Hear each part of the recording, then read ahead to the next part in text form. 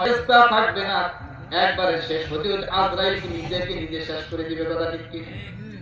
যখন কেউ দরুদ পড়া থাকবে না, তখন আল্লাহ বলে, হাবিব আপনি কিসের চিন্তা করেন, আপনার দরুদ পড়া বন্ধ হবে না, আমি আল্লাহ নিজেই পড়া শুরু করে দিব।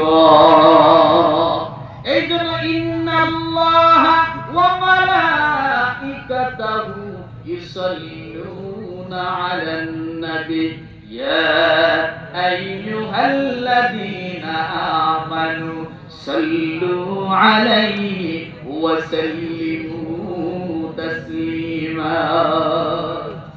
দুনিয়ার মানুষ পড়তে পড়তে একসময় সব শেষ হয়ে যাবে, থাকবে মানুষ থাকবে না, তখন কে দরুদ করবে? ফেরেশতা। বলেন কে? ফেরেশতারা যখন শেষ হয়ে যাবে, আজরাইল নিজে তো নিজে তার কি করবে? তাহলে বোঝা গেল আজরাইলও তখন কে দরুদ করবে? কিয়ামত হওয়ার আগ পর্যন্ত আল্লাহ রাসূলের উপর দরুদ পাঠ করতে থাকবে। সুবহানাল্লাহ। দরুদ এত বড় একটা আমল, সমস্ত আমলের সমন্বয়। যদি কেউ একবার দরুদ পড়ে 10টা রহমতের দরজা সাথে সাথে তার জন্য খুলে যায়। পারবো না ইনশাআল্লাহ? মুসলমানের জন্য দরুদ বেশি বেশি করে পড়া। ওই মায়ের নবীর বাড়িতে দাওয়াত, আল্লাহ তাআলার হাবিব দাওয়াত দিচ্ছে কাফেরদেরকে, যাদের সঙ্গে ঘোর শত্রু। সর্বপ্রথম দাওয়াত দিল আবু লাহাব।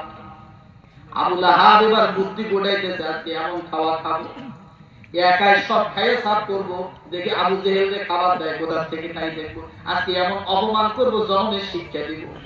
নাউজুবিল্লাহ। আছে না কাফেররা? এখন আমেরিকা বারবার বলে ওই ফিলিস্তিনের মুসলমানদের প্রতি এত অত্যাচার জুলুম চলতেছে, তারপরও এটা দখল করা দরকার, পর্যটক কেন্দ্র বানাইছে। কথা ঠিক কি? তার মানে খায়েশ মিটতেছে না এত রক্ত খাওয়ার পরও। কথা ঠিক না? মুসলমান আবু লাহাব বুদ্ধি গোটাইল, তাহলে সকাল থেকে খাওয়া বন্ধ করে দেয়, দুপুর বেলা যেহেতু খাবার খালি পেটে যাবো, পেটটা যেন ক্লিয়ার থাকে, খাইতে বসলে যেন কোনো ডিস্টার্ব না হয়, পেট ভরা থাকলে খাইবো কেমনে? কথা ঠিক কি?